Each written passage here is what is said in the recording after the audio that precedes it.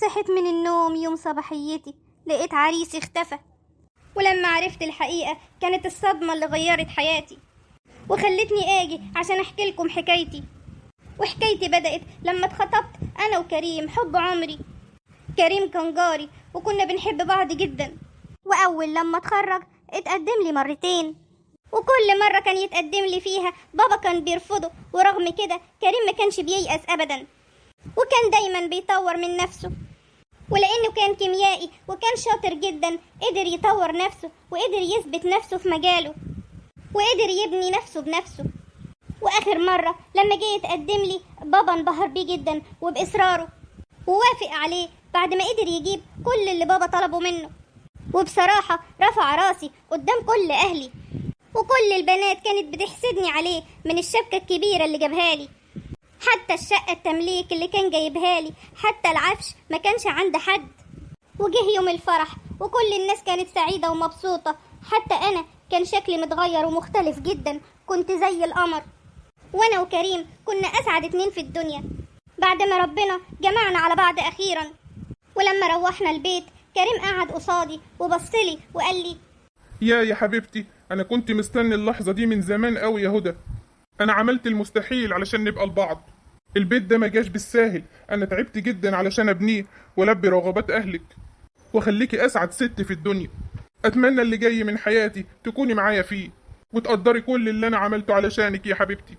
قلت له بحب: طبعا يا حبيبي، أنا مقدرة كل اللي انت بتقوله، بس برضو ما تنكرش ان ضغط بابا عليك هو اللي خلاك تعمل بيت حلو زي ده ونعيش حياتنا مرتاحين، وولادنا ان شاء الله يتربوا في بيت هادي وسعيد. رد عليا وقال لي: يا رب يا هدى، يا رب ولادنا يعيشوا سعدة ويتربوا كويس. واليوم عدى واحنا في قمة الفرحة والسعادة. وتاني يوم أول ما فتحت عيني وندهت على كريم ما لقيتوش جنبي. استغربت جدا، قمت أدور عليه في الشقة ما لقيتوش، افتكرته بيجيب حاجة.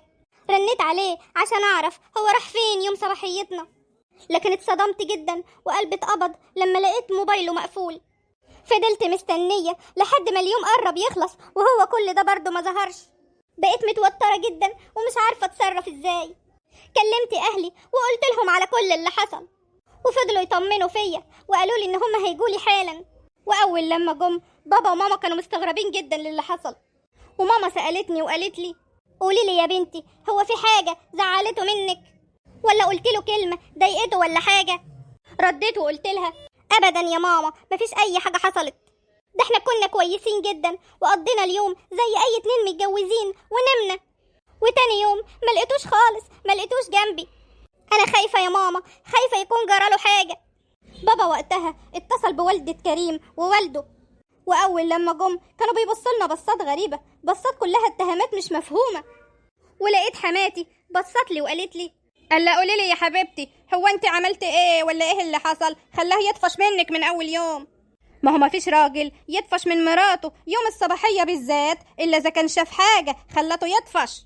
ساعتها اتصدمنا من كلامها، وماما ردت عليها وقالت لها: ايه الكلام اللي انت بتقوليه ده يا حاجة؟ لو سمحتي الزامي حدودك، احنا هنعديها عشان الظرف اللي احنا فيه، لكن اول ما نطمن على كريم هيكون في كلام تاني. حماتي ردت وقالت وكانت بتعيط: لا تاني ولا تالت، انا من زمان بقول له بلاش يجي على نفسه ولا يقدر اللي بيتباعه بالمال، لكن انا بصراحة مش عارفة كان شايف ايه في بنتكو خلاه يحط نفسه في كل الضغوط دي. بابا رد عليها وقال لها: أنا دلوقتي بس متأكد إني كنت صح في كل حاجة قلتها لكريم علشان أأمن بيها مستقبل بنتي. وادي أهله أهو من بعد كام ساعة غياب، شوف أهله بيقولوا إيه. على العموم إحنا بنتنا معانا وكل أشياء في البيت ده من حقها، إحنا هنغير كلون الشقة. أما أنتوا بقى ممكن تتفضلوا من هنا. بقيت فجأة حاسة إني في دوامة، بعد ما كنت في حلم جميل لقيت نفسي صحيت على كابوس بتمنى إن أصحى منه. وعدى يومين وكريم مش عارفين له أي طريق، ورحنا البوليس بلغنا بكل اللي حصل. اطمني يا هانم، إحنا هنعمل كل اللازم.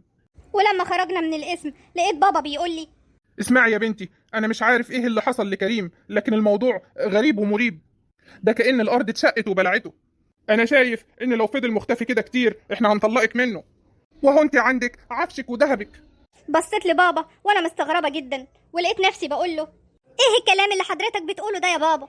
كريم ده جوزي، ازاي اسيبه في ظرف زي ده؟ انا كل همي دلوقتي ان اطمن عليه، انا حاسه ان جراله حاجه. بابا فضل ساكت وكان مش مهتم لكل اللي انا فيه. وتاني يوم لقيت ماما بتقولي جهزي نفسك يا بنتي علشان هنروح النهارده لحد يفتح المندل علشان نعرف كريم راح فين. رديت عليها وانا مخنوقه وقلت لها مندل ايه يا ماما؟ ايه يا ماما الكلام اللي انت بتقوليه ده؟ انت بتصدقي في الكلام ده؟ ردت عليا وقالت لي يا بنتي ما تقوليش كده، ربنا يجعل كلامنا خفيف عليهم. ده الشيخ زقزوق راجل مخاوي وهو اللي هيعرف كريم جوزك راح فين. واخر ما زهقت رحت معاها وخلاص، ولقيته راجل شكله مخيف جدا، ولقيته بيقول لي بصوت مرعب بيشوفوه وبيكلموه وعايش وسطيهم. كريم جوزك تحت الأرض. انت في جنة عشقك وبيحبك ومش طايق يبقالك زوج من أهل الإنس، وعشان كده أخدوا منك تحت الأرض علشان تبقي ملكه هو وبس. حي! خفت من كلامه جدا وقلت له يعني ايه؟ انت عرفت الكلام ده ازاي؟ لقيته اتعصب وقال لي ما تسأليش، انت كل اللي عليكي انك تصدقي وبس. الطلبات اللي هقول لكم عليها دي لازم تجيبوها ضروري جدا، وتعملوا اللي هقول لكم عليه.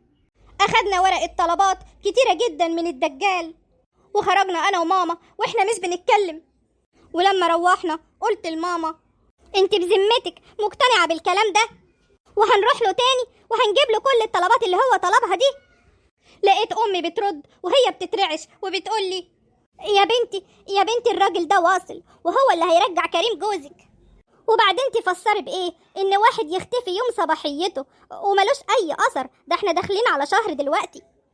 خلينا ماشيين وراه، يمكن نقدر نعرف هو فين ولا يمكن يقدر يجيبه لنا. ربنا يجعل الحل في ايده والغيب يرجع يا بنتي.